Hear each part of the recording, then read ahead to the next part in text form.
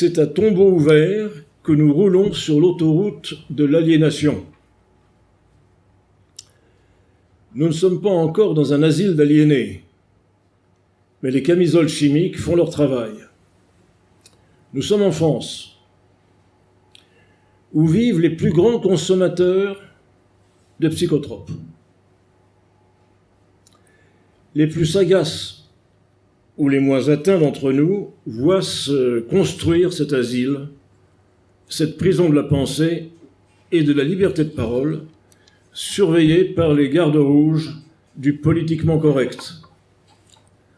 On les voit, on les entend quotidiennement, ces lobotomisés errer comme des zombies, annonnant à la télévision, à la radio, différentes antiennes du politiquement, socialement et même religieusement correct, sous la direction des algorithmes, du renversement à 190 degrés de toutes les valeurs et de l'incertitude philosophique et morale sur la différence du bien et du mal. Les animaux malades de la peste sont d'actualité. Tous ne mouraient pas, dit le fabuliste, mais tous étaient frappés. Aujourd'hui, cette peste a pour nom le transhumanisme, dont les effets frappent en effet tous les secteurs de la vie.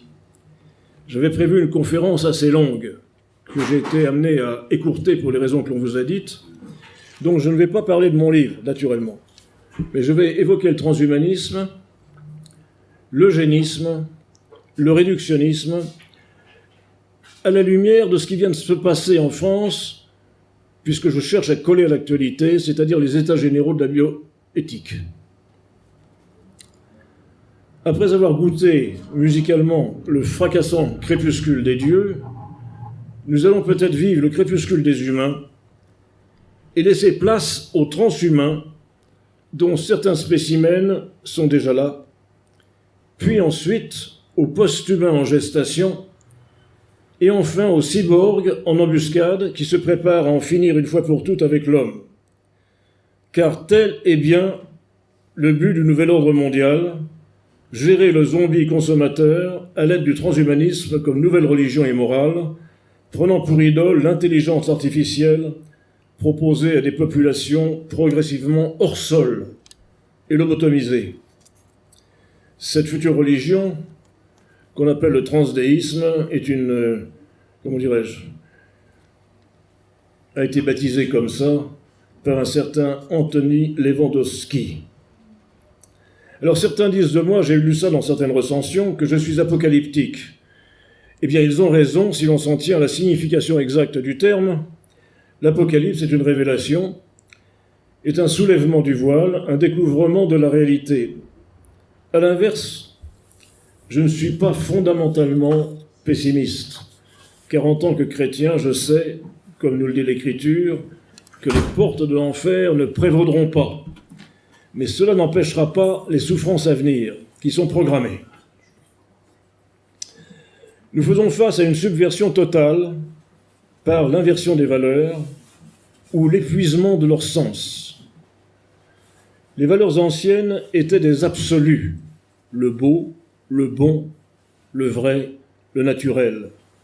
Les nouvelles ne sont que des moyens pour aboutir justement à leur effacement et à leur remplacement. Du prototype de l'homme de la civilisation grecque, le kalos kagatos, on est passé à l'homme de bien, l'honnête homme de la culture française, qui aujourd'hui est réduit à l'individu statistique, soi-disant autonome. La morale est mise en question. Je parle maintenant d'actualité. Tout récemment, dans la foulée de cette farce tragicomique des États généraux de la bioéthique, je dis tragicomique parce qu'elle est tragique pour ses futures conclusions, elle est comique par l'imposture. Le président du Conseil consultatif national d'éthique, le CCNE, ne déclarait-il pas ne pas savoir ce que sont le bien et le mal, ce qui est un petit peu fort pour le responsable du Comité national d'éthique. Peut-être aurait-il dû dire qu'il ne savait plus ce que sont le bien et le mal, marquant et reconnaissant ainsi une rupture de morale. Quand le mal devient le bien, et le bien le mal, et ce n'est pas une façon de parler, parce qu'en bioéthique, c'est exactement ce qui se passe. On est dans la subversion, laquelle subversion est le moteur sous-jacent de toute révolution. Et leurs sectateurs néognostiques du transhumanisme parlent évidemment de cette nouvelle morale. Et continuant sur sa lancée, le président du CCNE, le professeur Jean-François Delfraissy, a pu déclarer non seulement qu'il ne savait pas ce qu'était le bien et le mal, mais osant aller plus loin, il ajoutait « Je vais vous dire ce qu'on appelle les valeurs universelles, les droits de l'homme, etc. Les Chinois appellent ça des histoires d'occidentaux. En Chine, il y a une science qui avance, ce qui veut dire que la nôtre n'avancerait pas. Il y a une science qui avance et il y a des ruptures vis-à-vis des grands principes qui prévalent chez nous. Par exemple, dit-il, il y a actuellement plusieurs milliers de transplantations qui sont réalisées à partir d'organes de condamnés à mort. Nous le savions, mais nous discutons toujours avec eux, naturellement, pour établir des lois internationales de bioéthique. Plaisanterie. Mais ce pragmatisme amoral, c'est alpha privatif, sans morale, il n'est pas immoral, il est sans morale. Ce pragmatisme amoral, eh bien, il est aussi valide chez nous. Et je vais faire une analogie qui est en plein dans l'actualité. Ce prélèvement d'organes sur des condamnés à mort en Chine, que le président du CCNE prend pour exemple de relativisme des grands principes, n'est-il pas proche de l'expérimentation que nous pratiquons nous-mêmes en Occident sur des embryons humains qui, du fait des processus utilisés, sont eux aussi des condamnés à mort? Car dans les deux cas, c'est au nom de la science et de la médecine que se développe paradoxalement une culture de mort. Pratiquement, qu'est-ce qui se passe? Lorsque l'on fait, par exemple, une fécondation in vitro, lorsque l'on fait une syngamie, que l'on met en présence d'un ovocyte des spermatozoïdes, on va obtenir un certain nombre d'embryons humains. Pas 1, 5, 6, 10.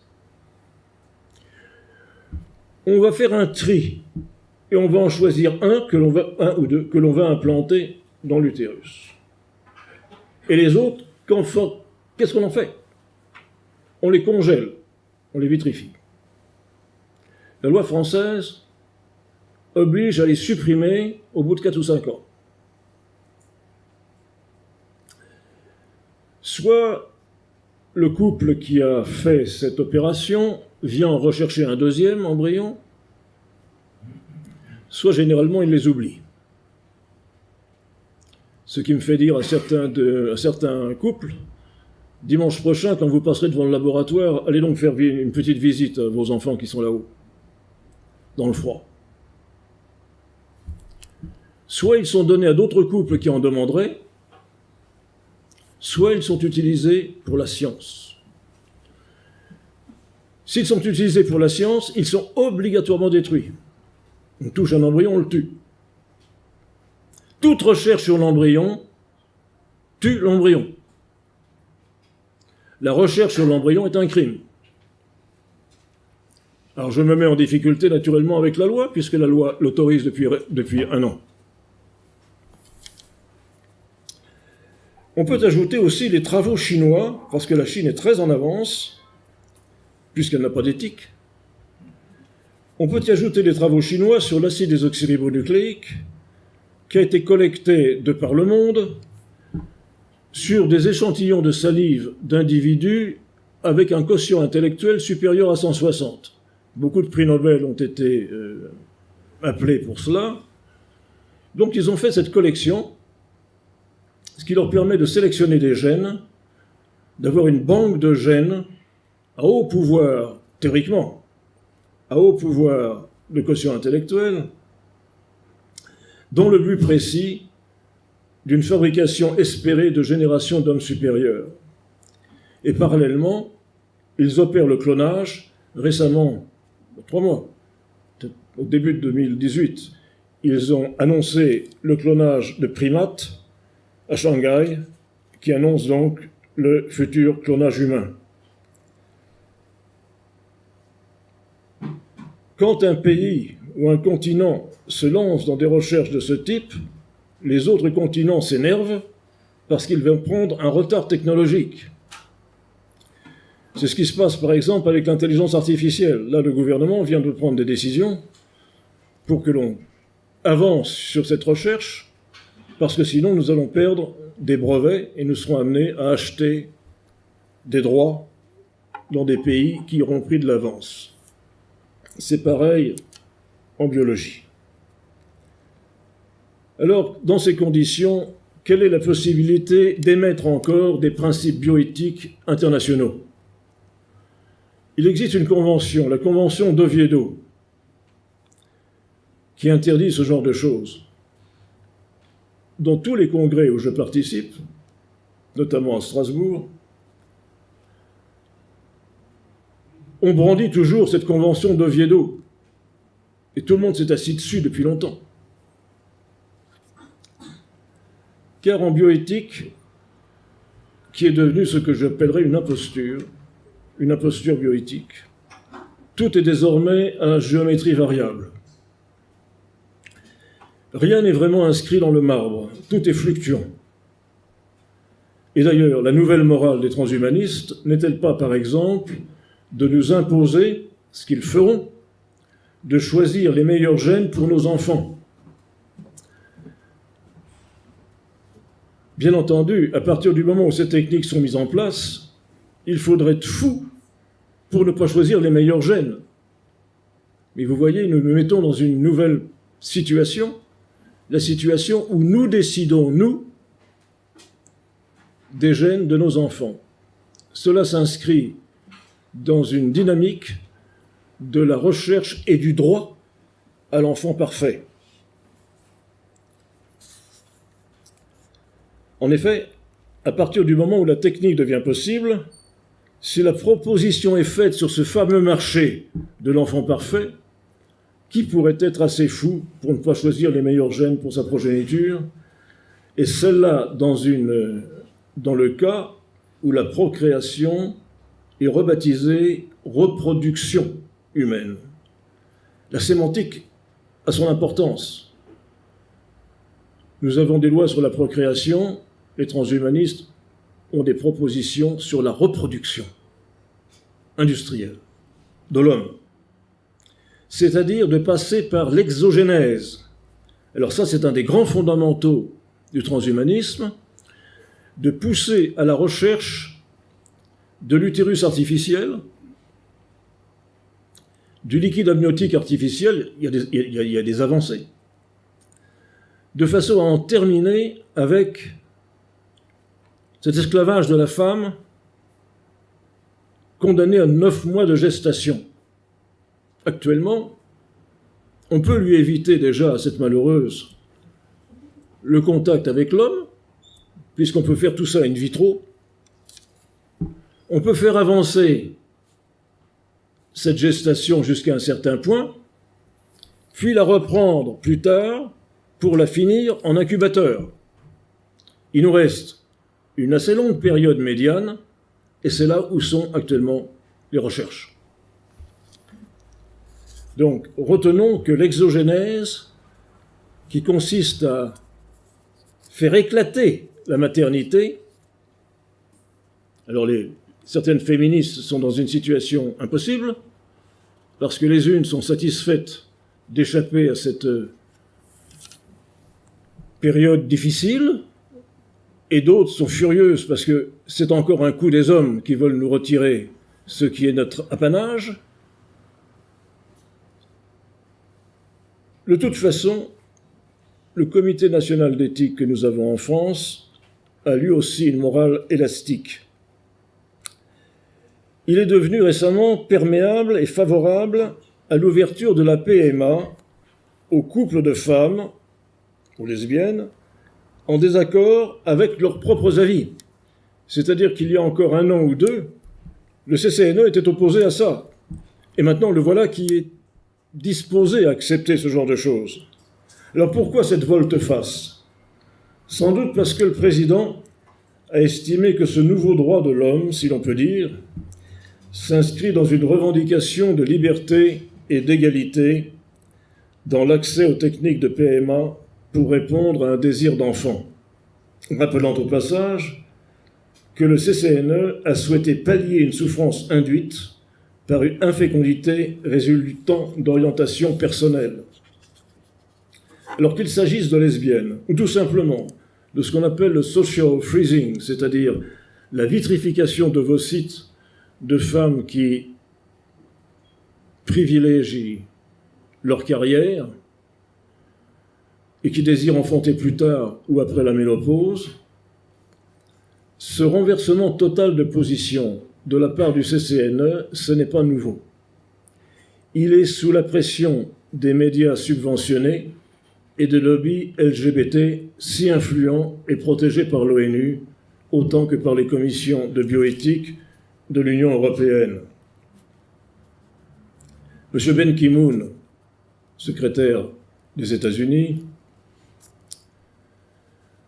a l'an dernier nommé un expert en matière d'homosexualité, de façon à ce que cette déviance devienne la normalité et qu'elle soit non pas imposée, parce qu'on ne peut pas encore le faire, mais ça viendra, qu'elle devienne la normalité dans tous les pays. Et la pression est ainsi faite. Alors je peux vous témoigner de ce qui se passe par exemple à Bruxelles avec les commissions de bioéthique.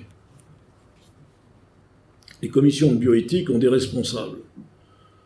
Chaque commission a un sujet particulier. Généralement, le président de ces commissions est choisi parmi les minorités sexuelles.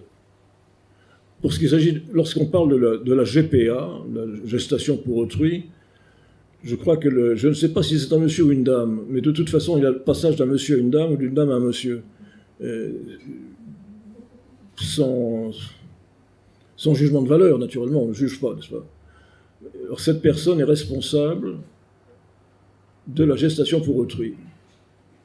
Elle a été accusée, cependant, d'avoir des intérêts financiers aux Indes. Et vous savez que les Indes sont le réservoir des ventres alloués. Tout récemment, je lisais dans un canard parisien que l'on s'inquiétait en France de la montée de l'homophobie, de la transphobie et de la LGBT-phobie. Vous voyez que la sémantique des médias est d'une créativité extraordinaire et atterrante. Ainsi, peut-on lire sous l'excellente plume, par contre, de Jean-Marie Leméné, qui fait partie de la Fondation Jérôme Lejeune, que, je le cite, « Depuis plus de 30 ans, le CCNE a ainsi validé des évolutions relatives à l'avortement, au dépistage anténatal, au génie génétique, à la procréation médicalement assistée, à la congélation de l'embryon, à la recherche sur l'embryon, etc. Depuis plus de 30 ans, sur les ruines d'une morale déconstruite, le CCNE en a reconstruit une nouvelle. Et ce nouvel ordre moral s'est structuré insensiblement, et personne ne s'est avisé d'en contester ni les fondements, ni les méthodes, ni les acquis, quand il en était encore temps. Alors, au sujet de cette congélation d'embryons, qui est maintenant acceptée en France, nous apprenions tout récemment qu'une jeune Américaine, tenez-vous bien, c'est une histoire authentique, qu'une jeune Américaine avait mis au monde un enfant provenant d'un embryon congelé depuis 24 ans. La loi française, n'est-ce pas, on détruit les embryons au bout de 4-5 ans. Ceux-là ont été conservés, quelle belle chose, 24 ans. Si bien que l'enfant n'a que 2 ans de différence avec la mère. Alors vous me direz non, parce qu'il était congelé. Est-ce que le fait d'être congelé efface le temps? Il y a une question philosophique ici. En tout cas pour moi, elle est la maman d'un bébé contemporain à elle. Et ce genre de folie existe d'une autre façon. Tenez, je vais vous poser une devinette, là, ça va faire un peu relaxer. Comment peut-on être le fils de sa grand-mère et le frère de son père. Alors, peut-être vous connaissez cette histoire, parce que ça a été publié dans les journaux britanniques, parce que ça s'est passé là-bas. Et alors, je vais vous mimer la scène telle que la journaliste la raconte. « Maman, dit un jeune homosexuel, je voudrais être papa. Ah, quelle bonne nouvelle, mon petit. Mais comment vas-tu faire? Eh bien, je vais aller au laboratoire au coin de la rue et je vais apporter un échantillon de sperme. Ah oui. Et on va trouver un ovocyte dans une banque d'ovocytes. On va le décongeler. On va mettre tout ça en tube à essai, on agite et on aura un embryon. Mais c'est génialement petit. Mais maintenant, comment vas-tu faire? Il faut que cet embryon soit inséré quelque part. Mais maman, toi, tu peux le faire pour moi. Et c'est ce qui s'est passé. Là, je vous fais rire, mais c'est ce qui s'est passé. On a donc un gentil petit garçon qui est né de cette façon. Il est donc le fils de sa grand-mère et le frère de son père. Alors voilà à quelle folie on parvient en jouant avec la génétique.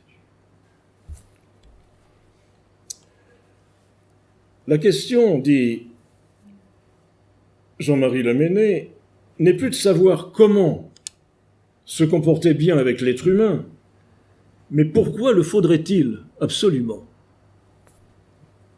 Qui serait donc l'homme pour mériter autant d'égards? Là, il copie une phrase d'un psaume. Qui est l'homme, Seigneur, pour que tu lui portes autant d'intérêt? Pourquoi serait-il sacré? Être homme ne s'impose plus. L'homme doit aujourd'hui se justifier du simple fait d'exister. Pourquoi la vie de l'homme mériterait-elle d'être plus respectée que celle d'autres espèces vivantes? C'est la thèse transhumaniste fondamentale.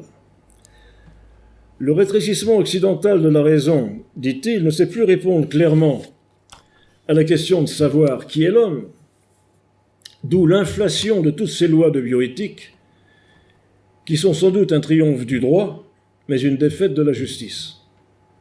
Ce sont elles qui permettent aux transhumanistes de faire main basse sur l'humain sous pavillon de complaisance de la morale. Alors sur ce respect du caractère sacré de la vie humaine et l'éventuelle préférence que l'on pourrait donner à l'animal par les végans et les autres antispécistes, qui sont d'ailleurs presque tous des transhumanistes, je vous invite à faire la connaissance du professeur Peter Singer d'Australie, très connu, titulaire de la chaire de bioéthique du Princeton et de l'université de Melbourne. Ce bioéthicien crée la polémique parce qu'il est un grand défenseur de l'avortement, mais surtout, il propose l'infanticide maintenant. Docteur honoris causa, naturellement, de beaucoup d'universités. Il est suivi maintenant par d'autres soi-disant bioéthiciens italiens qui prônent l'avortement post-natal. J'ai bien dit avortement post-natal. Comment peut-on avorter post-natalement? Eh bien, ça s'appelle le post-birth abortion. Ça veut dire, si il avait été dans l'esprit de cette dame d'avorter pendant sa grossesse et qu'elle n'ait pas pu le faire ou qu'elle n'ait pas voulu le faire, s'il lui venait l'idée de se séparer de l'enfant né, eh bien, ça peut être considéré comme un abortion, comme un avortement, donc un infanticide. Et Peter Singer explique que jusqu'à l'âge de 6 mois, peut-être d'1 an, voire 2, il n'y a pas de conscience. Il n'y a pas de conscience. Et que donc, la suppression n'est qu'une suppression de masse de chair, c'est ce que nous racontait Voltaire, déjà. Il n'a rien inventé, seulement il en est maintenant le théoricien. L'infanticide va venir à la mode parce que on va lui donner pour raison la convenance d'une famille qui, pour des raisons financières ou de simples caprices, ne désire plus garder cet enfant et ne désire même pas le donner à d'autres. en adoption, mais purement et simplement le détruire. Alors, vous voyez ce que disait Bernanos autrefois. On ne comprend absolument rien à la civilisation moderne si l'on n'admet pas d'abord qu'elle est une conspiration contre toute espèce de vie spirituelle. Et permettez-moi de me citer moi-même, sans doute les intellectuels qui jusqu'à présent ont failli dans leur mission de sentinelle ou même participé à l'entreprise de déconstruction, vont-ils se ressaisir devant la menace de submersion par cette idéologie totalitaire qui se cache sous le masque de la révolution biotechnologique? J'avais écrit ça avec beaucoup de naïveté dans le transhumanisme décrypté. Mais tout de même, on sent actuellement en Europe des signes avant-coureurs d'une rébellion contre le système. Moi, ici, j'appelle à l'insurrection morale. Mais on sent très bien que les choses commencent à bouger. Reste à voir si ce mouvement ne sera pas étouffé par le python compresseur de tous ceux qui sont vendus au système.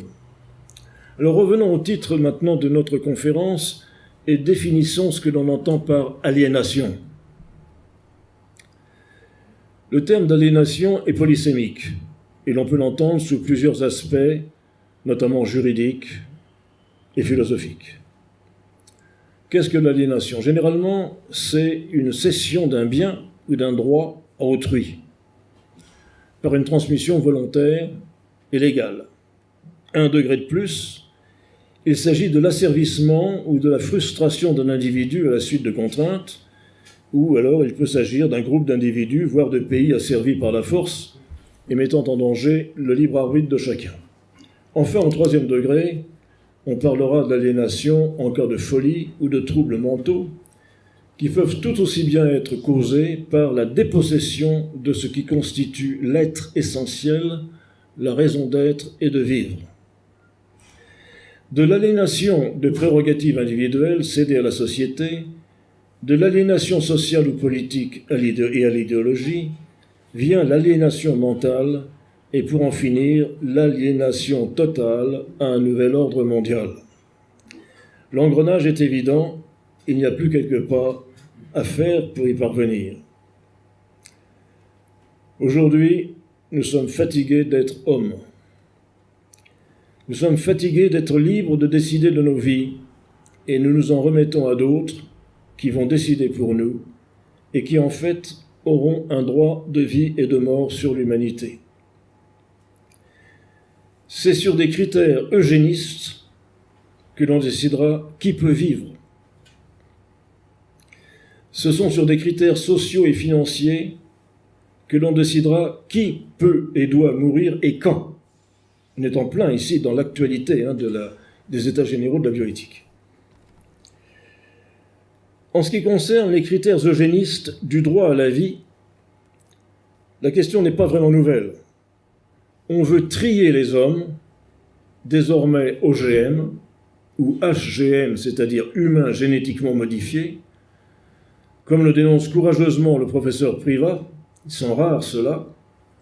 On veut les trier comme on trie les lentilles et les petits pois. Ils doivent être formatés et répondre aux normes précises qui leur permettent d'être considérés comme des humains. C'est ce que l'on peut appeler le déni génétique. Et on doit cela, c'est pas nouveau, à deux savants, Crick et Watson. Ces deux savants qui ont découvert la structure hélicoïdale de l'acide désoxyribonucléique et qui ont obtenu pour cela le prix Nobel en 1962. Ce qui d'ailleurs est une affaire très contestée parce qu'il semble que ce soit quelqu'un d'autre, Madame Robinson. Alors ils ont déclaré par la suite, et ça c'est très important, que les enfants qui naîtraient sans être capables de répondre avec satisfaction aux tests génétiques qu'ils proposent soient déchus de la qualité d'être humains. Conséquence, ils n'ont pas le droit de vivre.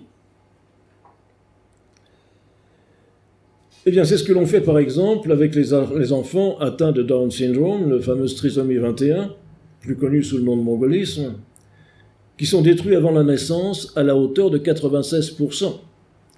toutes les familles ne sont pas héroïques et préparées à accepter un handicapé. 96% des enfants ou des fœtus sur lesquels on a trouvé cette particularité chromosomique sont détruits. Je vous laisse imaginer ce que c'est que cette destruction, qui n'est pas appelée parce qu'on fait attention au vocabulaire, ce n'est pas une IVG, ce n'est pas une interruption volontaire de grossesse, c'est une interruption thérapeutique de grossesse. Je voudrais bien que vous m'expliquiez qu'est-ce qu'on a soigné là-dedans en tuant. C'est aussi ce que fait l'Angleterre avec ce fameux gène du cancer du sein au nom du principe de précaution. Et je vais vous en dire un mot. C'est aussi ce qu'a fait Israël avec la terrible maladie de Tay-Sachs. C'est d'ailleurs le plus étonnant exemple d'eugénisme d'État, comme le concède même le docteur Laurent Alexandre, pourtant transhumaniste. Un jour, une dame vient me voir à l'église pour baptiser son petit garçon. Charmant petit garçon. Et je me sens obligé de lui faire un compliment en lui disant comme il est beau. Voilà certainement un bel exemple d'un enfant nourri au sein. Non, mais pas du tout, père, pas du tout. Je n'ai pas de sein. Je me suis fait opérer, on m'a retiré les seins. Parce que j'ai, malheureusement, le gène qui a tué ma sœur, et donc j'ai pris des précautions. Et voyez-vous, me dit-elle, heureusement que je ne suis pas né en Angleterre, parce que je ne serais pas là pour vous raconter l'histoire. Parce que ce gène n'est pas la certitude que la femme, que le fœtus porteur de ce germe, lorsque la dame sera grande, fera un cancer du sein. Il y a simplement la suspicion qu'elle puisse en faire un. Et me disait-elle avec beaucoup de sagesse, comme je suis prévenu, ce qui est une bonne chose, je suis très surveillé. Et si je devais faire un cancer du sein, avec les progrès de la médecine actuelle, probablement je pourrais me traiter. En Israël, ils ont fait beaucoup plus fort que ça. Il y a une maladie terrible, il faut le reconnaître, la maladie de Tay-Sachs. Alors, ils ont interdit tout simplement le mariage entre les populations druzes et autres, où il y a une majorité de porteurs de ce gène. Ensuite, ils ont pratiqué des avortements systématiques sur ces personnes, à tel point qu'aujourd'hui, on peut dire que la maladie a été éradiquée. Mais à quel prix ? Voilà la question qui se pose. Ça, c'est des vraies questions de bioéthique qui ne sont jamais discutées parce que c'est l'État d'Israël. Alors, sur ce principe de précaution, je vous ai raconté cette histoire vécue. C'est le gène BRCA1 du breast cancer, du cancer du sein. Le tri des humains, il est maintenant pratiqué chez nous par ce qu'on appelle le diagnostic préimplantatoire, qui voit ses indications se multiplier à la recherche de la mucoviscidose, de la myopathie, de la démence de Huntington, de la trisomie 21, etc. Nous savons maintenant faire l'édition du génome, le séquençage de l'ADN, qui ouvre l'ère non seulement de la médecine prédictive, mais aussi de l'eugénisme positif et négatif. Les bébés médicaments fabriqués en Angleterre depuis plusieurs années ont fait des émules en France en 2011. Vous vous rappelez sans doute cette histoire de la fabrication d'un enfant en espérant pouvoir à partir de lui sauver son petit frère aîné. Donc, ça n'a pas ému la presse. La presse a simplement félicité l'exploit technique. Le DPI, le diagnostic préimplantatoire nécessaire pour sélectionner le bon embryon, implique par définition la destruction des mauvais embryons. Mais on n'est plus à cela près, puisque, je le répète, à chaque fécondation in vitro, qui devient une méthode de routine, plus de 5% des petits-enfants français naissent aujourd'hui par ce type de fécondation. Eh bien, elle génère des embryons surnuméraires qui sont donc des condamnés à terme. Donc, il est évident que l'on avance avec certitude vers la sélection des enfants à naître, tout comme le transhumanisme le demande, vers une reproduction humaine en laboratoire. Le docteur Laurent Alexandre avait dit dans un livre qui s'appelle « La mort de la mort » que bientôt, ceux qui continueront à vouloir faire des enfants comme autrefois, à la papa, seront montrés du doigt comme des gros cochons, car nous avons des méthodes stériles et impeccables pour faire ça en laboratoire. Je ne pense pas que sa prophétie arrive rapidement, mais la dynamique dans ce sens existe. Car ce que l'on cherche à faire, biologiquement, mais aussi juridiquement, c'est la séparation de la sexualité de la procréation. Et cette idée-là,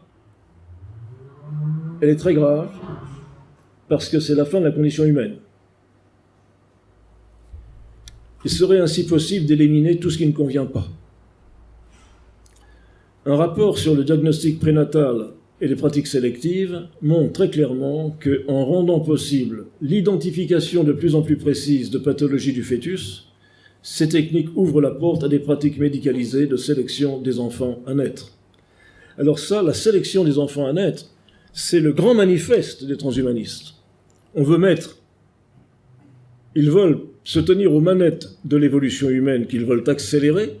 L'évolution humaine a pris des milliers d'années ou plus, je ne sais pas, peu importe. Mais eux veulent se mettre aux manettes d'une évolution accélérée. Alors cette séparation de la sexualité et de la procréation, c'est un des fondamentaux du transhumanisme. Et cet objectif est partagé par les responsables de la famille en France et de la recomposition de la famille. Un médecin très au fait du transhumanisme nous déclarait récemment dans Libération, je crois, enfin peu importe, que demain la déconnexion entre plaisir, sexe, amour et reproduction sera totale, tout deviendra modulable, choisi et industrialisé. Sélection et modification génétique des embryons, sexe virtuel et robosexe, utérus artificiel, enfants produits par des couples de même sexe, bébés avec 3 parents, c'est-à-dire 3 ADN, enfants produits par des couples de même sexe, vont industrialiser l'amour, le sexe et la procréation. Et d'une façon optimiste, il disait « le sexe ne va pas disparaître pour autant, mais il ne servira plus à faire des bébés ». Alors je vous laisse imaginer à quoi il peut servir. Et on veut bien le croire au spectacle affligeant que nous livre la nouvelle version de Sodome et Gomorrhe où nous vivons. L'homme s'est voulu affranchi de Dieu, il a voulu l'autonomie, et va en fait de l'autonomie à l'aliénation. Une des grandes aliénations actuelles, c'est l'hyperconnexion. Hyperconnecté, l'homme se croit autonome, alors qu'il est devenu totalement dépendant, plus ou moins à son insu, des algorithmes qui lui disent et lui dictent ce qu'il doit faire, ce qu'il doit acheter, ce qu'il doit manger, ce qu'il doit regarder, etc. L'aliénation électronique est paradigmatique de cette situation. Nous sommes actuellement invités à nous faire reconnaître même par nos appareils, par la voix, et à lui donner nos instructions et à recevoir les siennes de façon vocale. C'est le temps de la robotisation domestique, de son utilisation urbaine. Parler avec la machine, échanger avec elle sur une base naturellement d'une réduction de la pensée et du langage. Car le transhumanisme qui nous promet une augmentation, une amélioration de toutes nos capacités physiques, physiologiques et mentales va vers au contraire une réduction.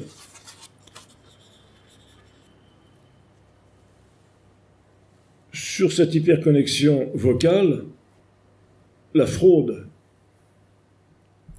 voire la criminalité par fausse reconnaissance vocale sont inévitables. Ceci étant, on n'est pas contre la recherche scientifique, ni contre l'utilisation de certaines avancées de ce qu'on appelle faussement l'intelligence artificielle, car ce n'est pas l'intelligence, c'est la rapidité du traitement de données, ce qui n'est pas l'intelligence. Donc la robotisation peut avoir certainement des effets très positifs, et en particulier dans la précision du geste chirurgical. Alors la question est la suivante. Est-ce que ça, c'est le crépuscule de l'humain ? Dans mon ouvrage, j'ai fait état des origines philosophiques et biologiques de l'idéologie transhumaniste.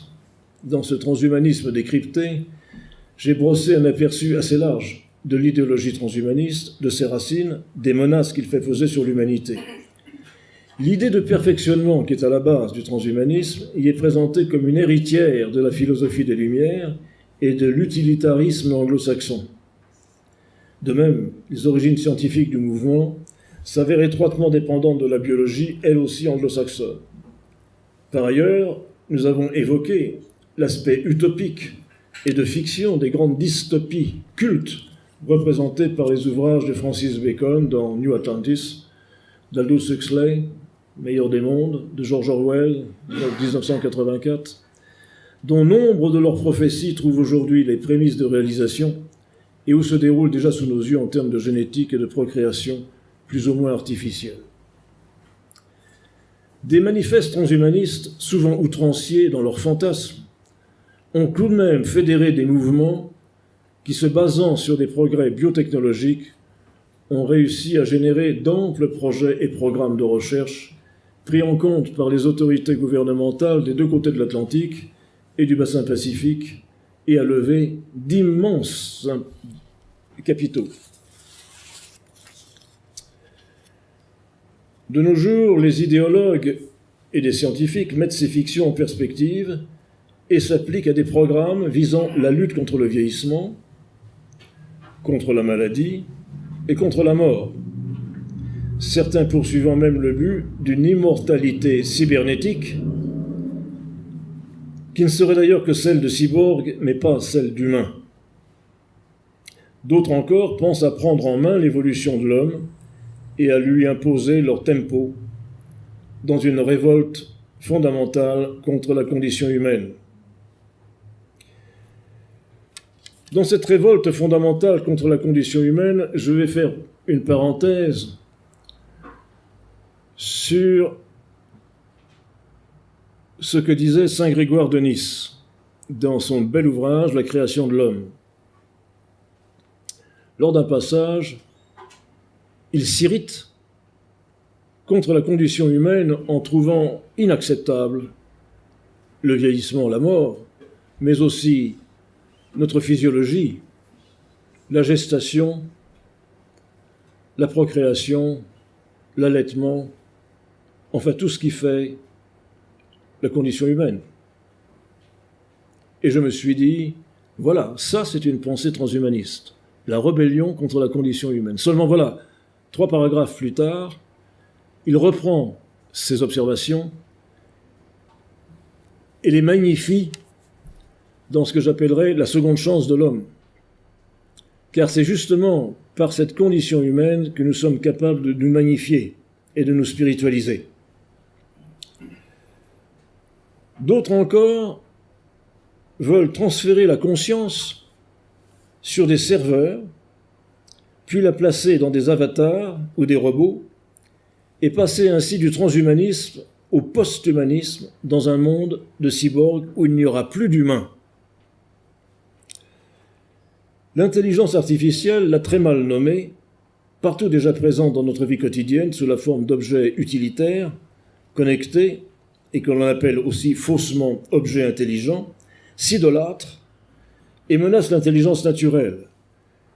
Elle est mal nommée si l'on veut réduire l'intelligence à la seule capacité de mobiliser des connaissances et à les associer, ce que font les moteurs de recherche et autres services électroniques puissants, sans prendre en compte ni la réflexion, ni la capacité conceptuelle, ni l'émotivité, ni le sens artistique. Dans d'autres domaines, la procréation humaine, désormais appelée reproduction, comme je l'ai dit à plusieurs reprises, subit une véritable mutation. Mutation biotechnique, mutation génétique, mais aussi morale, par la volonté idéologique et transhumaniste, souvent révolutionnaire et subversive, de séparer cette sexualité de la procréation par l'ensemble des processus de procréation médicalement assistée. De plus, le séquençage généralisé de l'ADN, qui va devenir un examen de routine pour les nouveau-nés, promeut l'enquête sur l'intimité biologique de tous, dit Jacques Tétart, un des deux pères du premier bébé éprouvette. C'est-à-dire, et c'est intéressant de voir que parmi les scientifiques qui sont au démarrage de ces opérations, il y a des repentis. C'est le cas évident de Jacques Tétart.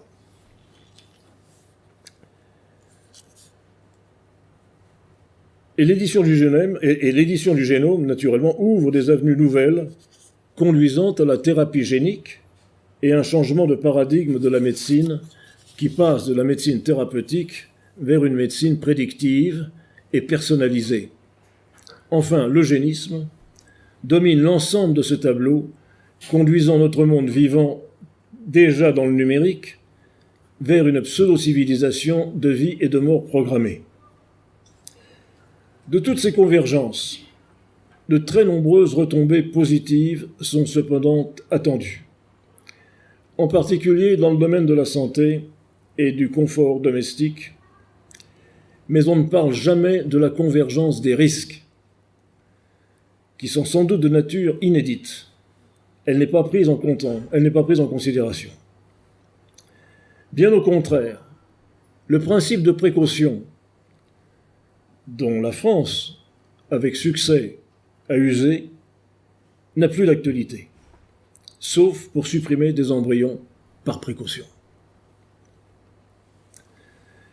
La finalité eschatologique de l'homme et son perfectionnement spirituel sont gommés de ce programme matérialiste et létal pour l'homme naturel. Car en fait, quel était le primum movens de cette idéologie? L'observation que l'homme est perfectible. Mais nous le savons. La Bible nous le dit.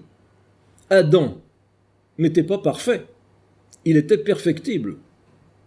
S'il avait été parfait, il n'aurait pas fauté.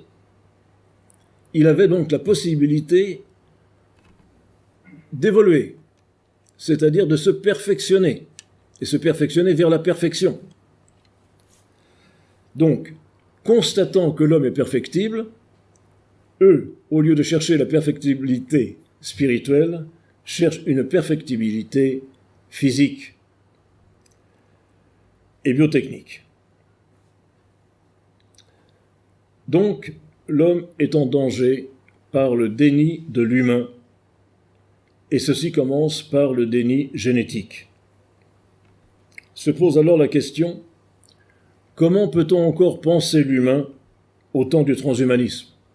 Une question, c'est le titre d'un livre de mon confrère, le père Thierry Magnin, qui est le doyen de l'Institut catholique de Lyon, qui a écrit un très bon livre sur cette question, de ce transhumanisme qui est considéré par le philosophe Jean-Michel Beignet comme une machine de guerre contre la vie.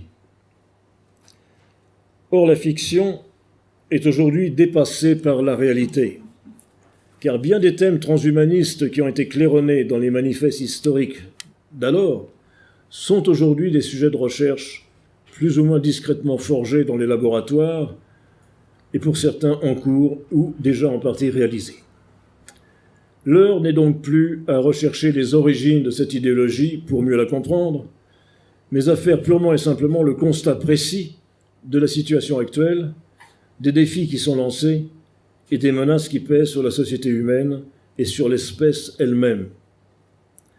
Ce n'est plus une sonnette d'alarme qu'il faut tirer, une simple mise en garde, c'est trop tard. L'horizon 2050 que l'on nous prédit est effroyable. C'est, d'après les transhumanistes, le moment de la singularité. Singularity, c'est un terme anglais utilisé par un des papes du transhumanisme, Raymond Ray Kurzweil, qui travaille dans la Silicon Valley, dans cette université, à essayer de comprendre le cerveau de façon à le copier. Et une fois qu'on saura le copier, dit-il, on pourra le transférer. Et de ce transfert, on pourra le transférer sur un serveur, et de ce serveur sur un avatar, sur un robot. Je vais venir dans quelques instants sur la signification profonde de cette démarche. Donc, le moment de la singularité, c'est celui où l'intelligence artificielle dépassera de loin l'intelligence humaine. Laurent Alexandre parle de millions de fois, etc. Peu importe. Ce sera le moment où l'intelligence humaine sera dépassée par l'intelligence artificielle. Je me heurte sur cette question parce que ce n'est pas... L'intelligence artificielle ne va jamais vaincre l'intelligence humaine. C'est à l'intelligence humaine de gérer le matériel électronique capable de traiter de façon fulgurante des données, de les analyser et de nous les rendre à froid. Le risque, c'est qu'elles prennent toutes seules des décisions. J'avais lu des rapports de l'armée américaine, il y a un an, des gens très responsables de l'état-major s'inquiétaient de ce que les systèmes d'alerte puissent démarrer tout seuls. C'est-à-dire que la programmation des systèmes a été faite en sorte que la machine peut analyser plus vite que l'homme le risque et de faire pousser sur le bouton. Ils s'inquiétaient de la perte de contrôle au niveau de l'état-major, de la perte de contrôle, et c'est ce qui nous pend au bout du nez pour bien d'autres choses. Cette époque de la singularité sera celle aussi où 25 à 50% probablement des espèces vivantes auront disparu. Ce sera aussi le moment d'un flux migratoire de réfugiés climatiques incontrôlables. Ce sera donc le moment de la violence. Conséquence directe d'une survie de l'humanité dans les conditions de l'Anthropocène. L'Anthropocène qu'elle a généré elle-même. Ce qu'on appelle l'Anthropocène, c'est la situation actuelle où la mer monte, où les terres cultivables diminuent, où, etc., où la couche d'ozone, enfin, vous connaissez toutes ces histoires, mais ça nous crée un environnement dont nous sommes responsables, parce que jamais l'écologie générale, depuis que le monde existe, n'a été aussi atteinte que durant ces 25 dernières années par l'industrialisation forcenée de nos régions.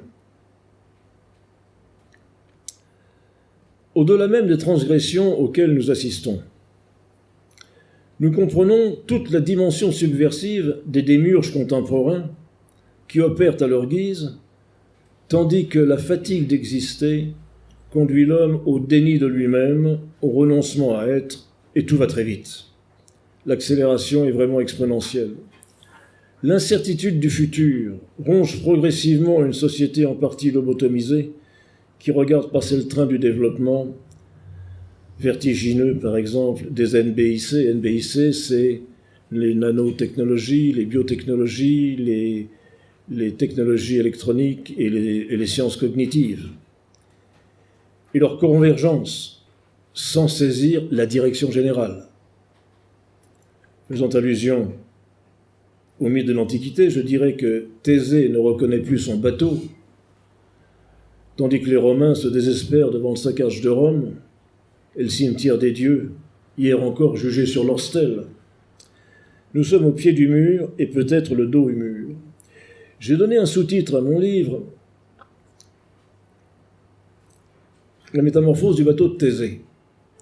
À Athènes, Thésée avait laissé son navire, et tous les jours, les Athéniens venaient apportait des pièces nouvelles pour remplacer les anciennes, si bien qu'au fur et à mesure, le bateau, qui était toujours officiellement celui de Thésée, n'était plus reconnaissable et Thésée ne pouvait plus reconnaître son bateau.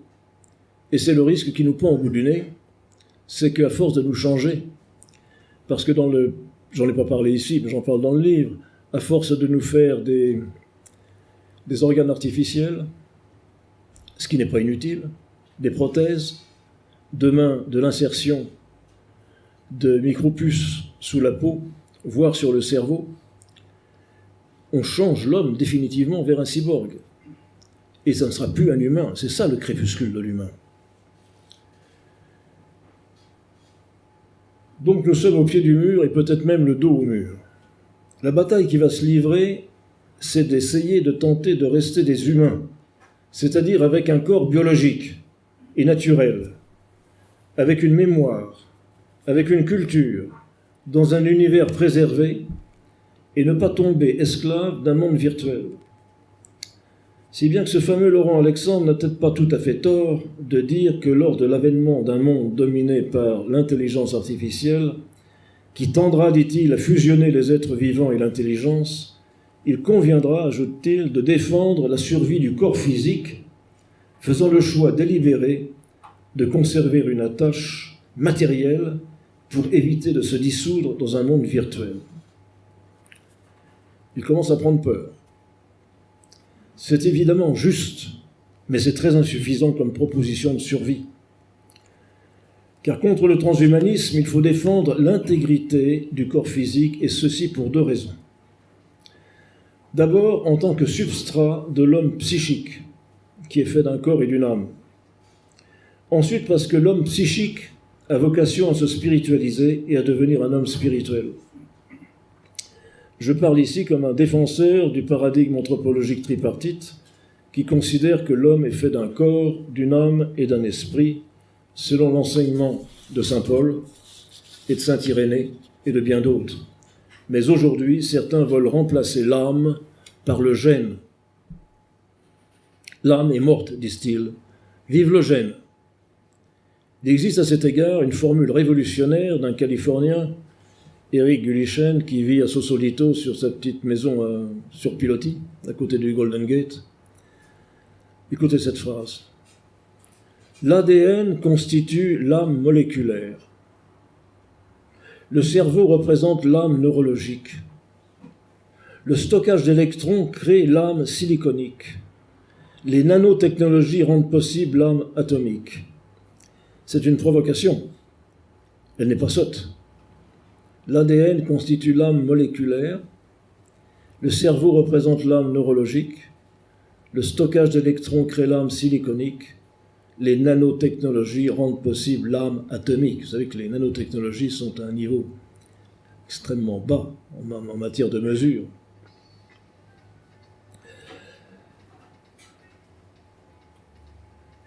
C'est d'une parfaite logique, mais paranoïaque. C'est-à-dire qu'à partir d'un jugement faux, on développe avec logique la suite de ses conséquences. Alors le premier des moyens à mettre en œuvre, c'est de comprendre la grandeur du juste nécessaire, de reprendre en main l'éducation de fond en comble et de refuser de contribuer par tous les moyens à cette croissance absurde et mortifère que l'on croit infinie. Le deuxième moyen, il faut échapper à l'hérésie néognostique du transhumanisme. Car de quoi s'agissait-il lors des grandes hérésies gnostiques du IIe et IIIe siècle, au début du christianisme? Il est bon de reprendre ici un texte de Henri Puech, dans un livre merveilleux, En quête de la gnose, qui est cité par Mircea Eliade, qui rendait ainsi hommage à la clarté et à la concision d'Henri Puech dans cette définition, je le cite. Il s'agit donc de la gnose. Plus que d'une critique ou d'une contestation, il s'agit ici d'une révolte, obstinée, violente, de vaste portée et de graves conséquences contre la condition humaine, l'existence, le monde et Dieu lui-même, Elle peut tout aussi bien conduire à l'imagination d'un événement final qui serait une révolution, retournement et renversement de la situation actuelle, substitution réciproque de la gauche et de la droite, de l'extérieur et de l'intérieur, de l'inférieur et du supérieur, qu'au nihilisme. Il s'agit du nihilisme des gnostiques libertins qui, affranchis de toute loi naturelle ou morale, usent et abusent de leur corps et du monde pour les profaner et les épuiser, les nier et les anéantir. C'est le nihilisme d'un Basilide, par exemple, pour qui tout être, toute chose, l'univers pris dans la totalité de son devenir, sont destinés à trouver dans la nuit de la grande ignorance, dans la paix du non-être, leur accomplissement définitif. Eh bien, ce qui est décrit ici concerne la gnose, mais ça va comme un gant au transhumanisme et démontre donc l'essence subversive et révolutionnaire du transhumanisme. Je me cite. « Ce qui advint avec les philosophes des Lumières, ne saisissant que l'homme psychique, un âme et un corps, dans une réflexion réductrice, abolisant les frontières entre l'humanité et l'animalité, c'est-à-dire en ne considérant plus que la matière à éduquer et à améliorer, advient aussi pour leurs suiveurs, les théoriciens du transhumanisme, de l'amélioration et du dépassement de la condition humaine. D'un côté, réduisant tout l'homme à de l'organique, qu'il entend modifier, le transhumanisme est moniste, matérialiste et évolutionniste. De l'autre, par son mépris du corps et son désir d'en faire fi, de l'anéantir, voire de s'en affranchir, mais de conserver l'esprit, ou plus précisément la psyché, même dans un cyborg, le transhumanisme trahit plutôt une tension dualiste qui n'est pas exempte d'un parfum de gnose. D'où la question, l'idéologie transhumaniste est-elle dualiste? Oui. L'homme-machine qui avait été annoncé par Onfray de la Métrie, eh bien cet homme-machine est finalement beaucoup plus d'origine cartésienne qu'issu de la pensée d'Onfray de la Métrie. C'est au dualisme cartésien que l'on peut l'associer. Ce que ne manque pas de faire le spécialiste de la théorie de la culture et de l'histoire des mentalités, j'ai cité Hartmut Böhme, ou le philosophe néo-marxiste post-structuraliste Slavoj Žižek, Böhme dit « Les prophètes Marvin Minsky et Hans Moravec ».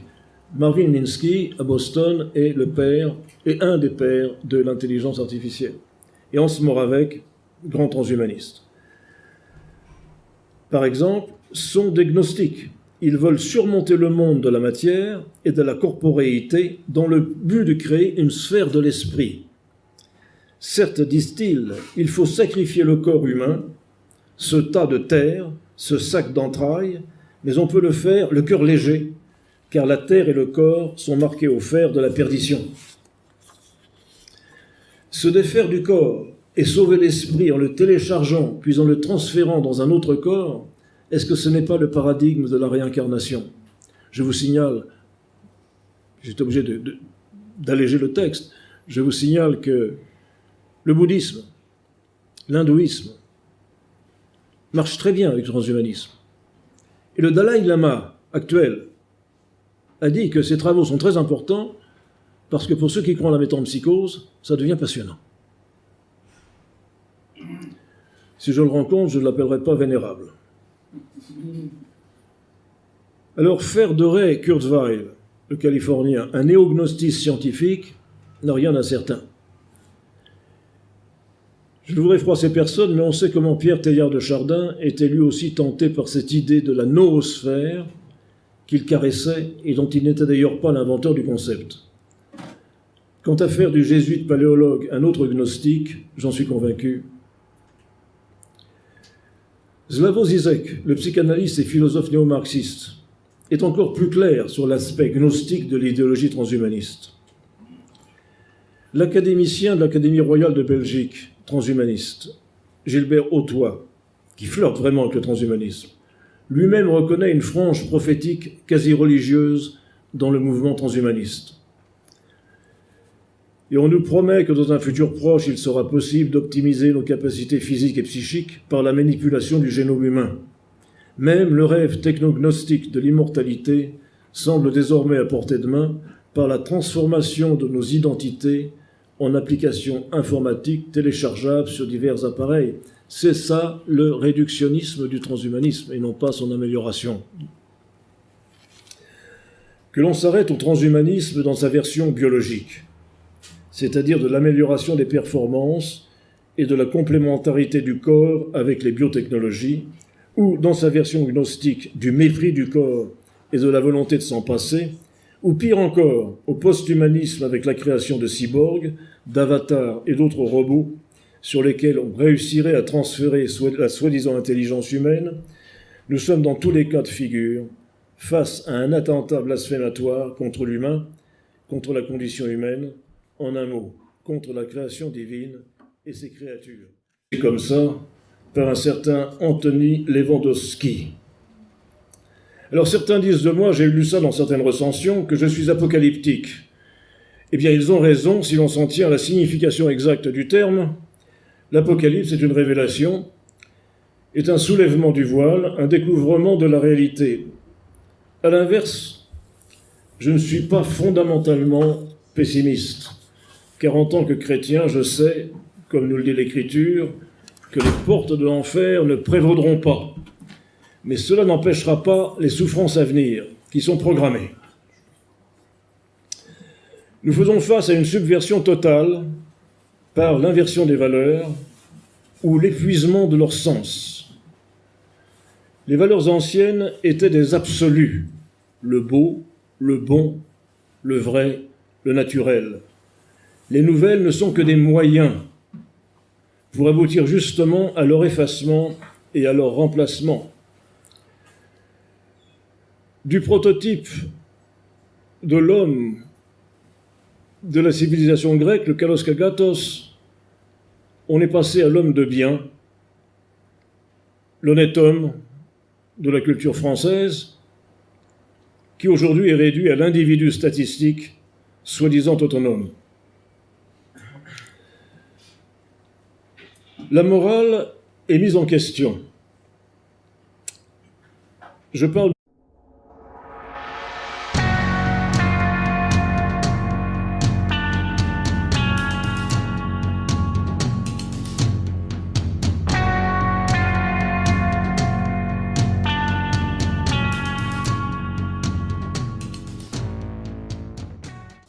C'est à tombeau ouvert que nous roulons sur l'autoroute de l'aliénation. Nous ne sommes pas encore dans un asile d'aliénés, mais les camisoles chimiques font leur travail. Nous sommes en France, où vivent les plus grands consommateurs de psychotropes. Les plus sagaces ou les moins atteints d'entre nous voient se construire cet asile, cette prison de la pensée et de la liberté de parole, surveillée par les gardes rouges du politiquement correct. On les voit, on les entend quotidiennement, ces lobotomisés, errer comme des zombies, annonnant à la télévision, à la radio, différentes antiennes, du politiquement, socialement et même religieusement correct, sous la direction des algorithmes, du renversement à 190 degrés de toutes les valeurs et de l'incertitude philosophique et morale sur la différence du bien et du mal. Les animaux malades de la peste sont d'actualité. Tous ne mouraient pas, dit le fabuliste, mais tous étaient frappés. Aujourd'hui, cette peste a pour nom le transhumanisme, dont les effets frappent en effet tous les secteurs de la vie. J'avais prévu une conférence assez longue, que j'ai été amené à écourter pour les raisons que l'on vous a dites, donc je ne vais pas parler de mon livre, naturellement, mais je vais évoquer le transhumanisme, l'eugénisme, le réductionnisme, à la lumière de ce qui vient de se passer en France, puisque je cherche à coller à l'actualité, c'est-à-dire les états généraux de la bioéthique. Après avoir goûté musicalement le fracassant crépuscule des dieux, nous allons peut-être vivre le crépuscule des humains et laisser place aux transhumains, dont certains spécimens sont déjà là, puis ensuite aux post-humains en gestation et enfin aux cyborgs en embuscade qui se préparent à en finir une fois pour toutes avec l'homme. Car tel est bien le but du nouvel ordre mondial, gérer le zombie consommateur à l'aide du transhumanisme comme nouvelle religion et morale, prenant pour idole l'intelligence artificielle proposée à des populations progressivement hors sol et lobotomisées. Cette future religion, qu'on appelle le transdéisme, est une, a été baptisée maintenant d'actualité. Tout récemment, dans la foulée de cette farce tragicomique des États généraux de la bioéthique, je dis tragicomique parce que elle est tragique pour ses futures conclusions, elle est comique par l'imposture. Le président du Conseil consultatif national d'éthique, le CCNE, ne déclarait-il pas ne pas savoir ce que sont le bien et le mal, ce qui est un petit peu fort pour le responsable du Comité national d'éthique. Peut-être aurait-il dû dire qu'il ne savait plus ce que sont le bien et le mal, marquant et reconnaissant ainsi une rupture de morale. Quand le mal devient le bien, et le bien le mal, et ce n'est pas une façon de parler, parce qu'en bioéthique, c'est exactement ce qui se passe. On est dans la subversion, laquelle subversion est le moteur sous-jacent de toute révolution. Et leurs sectateurs néognostiques du transhumanisme parlent évidemment de cette nouvelle morale. Et continuant sur sa lancée, le président du CCNE, le professeur Jean-François Delfraissy, a pu déclarer non seulement qu'il ne savait pas ce qu'était le bien et le mal, mais osant aller plus loin, il ajoutait « Je vais vous dire ce qu'on appelle les valeurs universelles, les droits de l'homme, etc. Les Chinois appellent ça des histoires d'occidentaux. En Chine, il y a une science qui avance, ce qui veut dire que la nôtre n'avancerait pas. Il y a une science qui avance et il y a des ruptures vis-à-vis des grands principes qui prévalent chez nous. Par exemple, dit-il, il y a actuellement plusieurs milliers de transplantations qui sont réalisées à partir d'organes de condamnés à mort. Nous le savions, mais nous discutons toujours avec eux, naturellement, pour établir des lois internationales de bioéthique. Plaisanterie. Mais ce pragmatisme amoral, c'est alpha privatif, sans morale, il n'est pas immoral, il est sans morale. Ce pragmatisme amoral, eh bien, il est aussi valide chez nous. Et je vais faire une analogie qui est en plein dans l'actualité. Ce prélèvement d'organes sur des condamnés à mort en Chine, que le président du CCNE prend pour exemple de relativisme des grands principes, n'est-il pas proche de l'expérimentation que nous pratiquons nous-mêmes en Occident sur des embryons humains qui, du fait des processus utilisés, sont eux aussi des condamnés à mort? Car dans les deux cas, c'est au nom de la science et de la médecine que se développe paradoxalement une culture de mort. Pratiquement, qu'est-ce qui se passe?